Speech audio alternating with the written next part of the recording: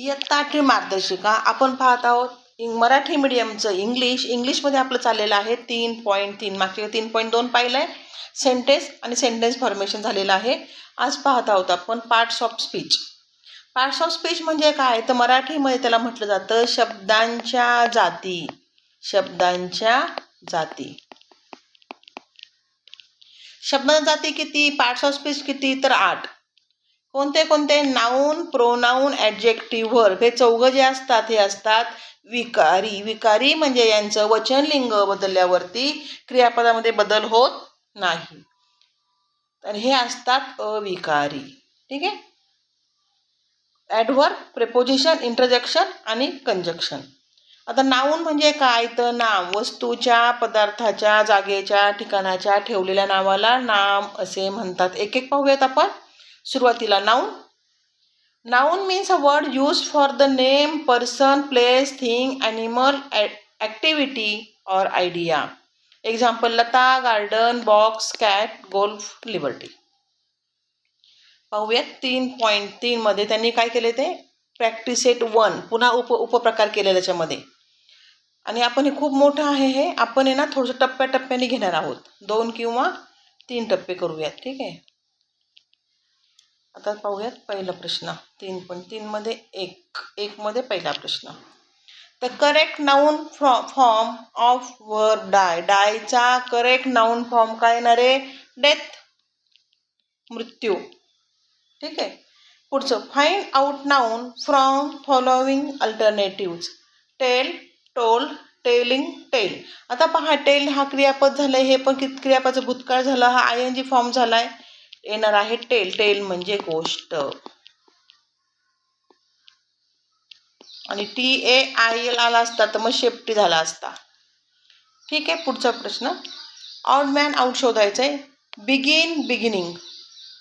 लिसन, listener. Slave, slavery. Promote, promoted. तर इथं झाले क्रियापद. इथं काय केलेलं आहे, हे आहे प्रेझेंट फॉर्म, हा आहे पास्ट फॉर्म क्रियापदाचाच, वर्बचाच. हे होतं तिथं जिरण. जिरण म्हणजे इथं नाऊन सारखा यूज केला जातो, ह्याचा पण नाऊन सारखा यूज केला जाईल. आणि लिसनचा लिसनर हा पण नाऊन सारखा होणार आहे. पुढचं. Which one of the following is not a plural form. म्हणजे अनेक वचन नाही. गर्लला S लावला की गर्ल्स हे अनेक वचन आहे, हे पण अनेक वचन आहे. चाइल्डचं चिल्ड्रन हे अनेक वचन आहे. न्यूज हा एक वचनी शब्द आहे. N for north, E for east, west आणि साऊथ अशा 4 दिशांकडची माहिती मिळते, याला न्यूज म्हणतात. प्रत्येकाचा एक एक शॉर्ट फॉर्म घेऊन न्यूज बनवला आहे, NEWS. पुढचा प्रश्न. The crowd was very big. Underline the word. The underline word is. आता अंडरलाईन वर्ड कोण आहे, क्राऊड. क्राऊड काय आहे, नाऊन. ठीक आहे. खूपच 3च मिनिटं झाले आहेत. आपण अजून एक लेक्चर घेऊया त्याच्यामध्येच. प्रोनाऊन. प्रोनाऊन म्हणजे काय असतं, the word which is use instead of noun. नामाऐवजी वापरल्या जाणाऱ्या शब्दाला सर्वनाम असे म्हणतात. मराठीमध्ये पण तुमचा अभ्यास होतोय पहा, सर्वनाम असे म्हणतात. Any noun can be represented by a pronoun.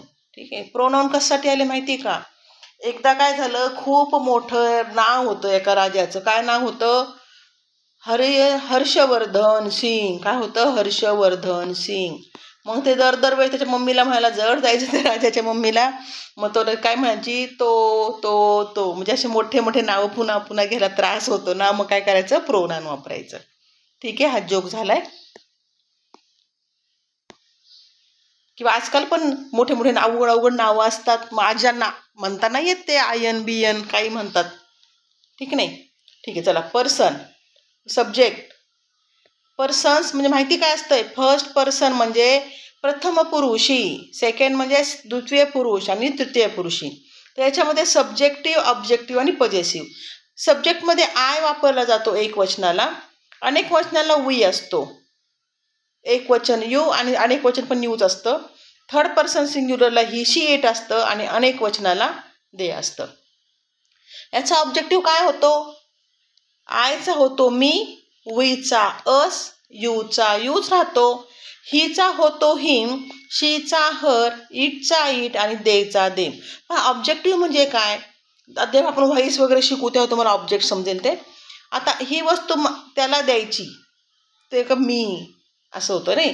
हे बाय अस, बाय यू, तेव्हा ते ऑब्जेक्ट वापरलं जातं. आता पजेसिव्ह म्हणजे काय, एखाद्याच्या मालकीचं आहे किंवा ते त्याचं आहे हे दाखवताना पजेसिव्ह फॉर्म वापरतो प्रोनाऊनचा.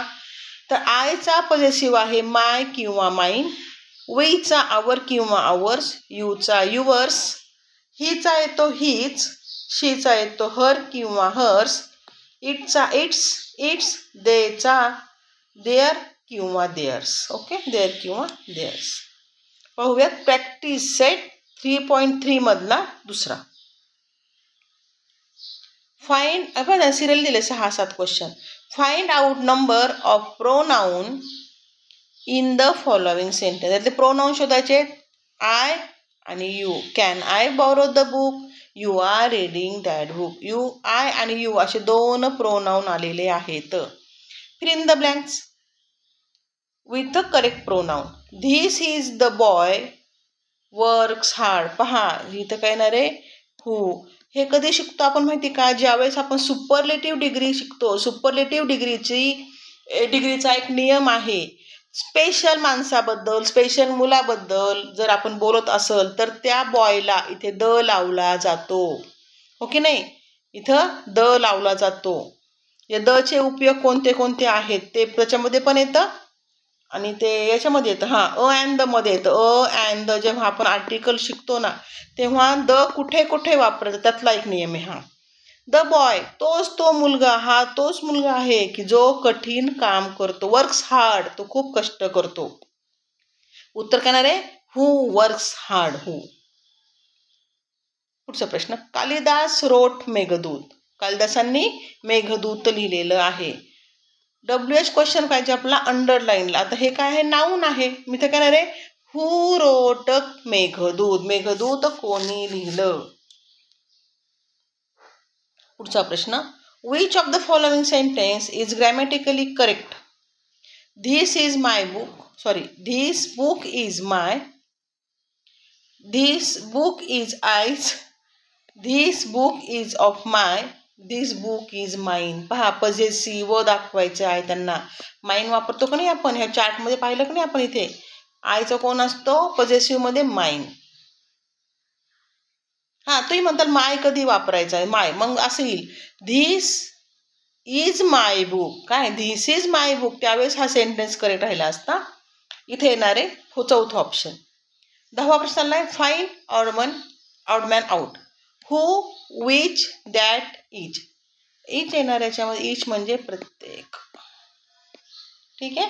आता पाहिलं आपण 3.32 मध्ये सर्वनाम पाहिले आपण, नाऊन पण झाले आहेत आपले, नाऊन आणि प्रोनाऊन झाले आहेत. पुढच्या लेक्चरला 3.3 घेऊ. आता बाद झाला, आता भरपूर झालं, 8-9 मिनिटाचं लेक्चर. पुढच्या व्हिडिओला घेऊ आपण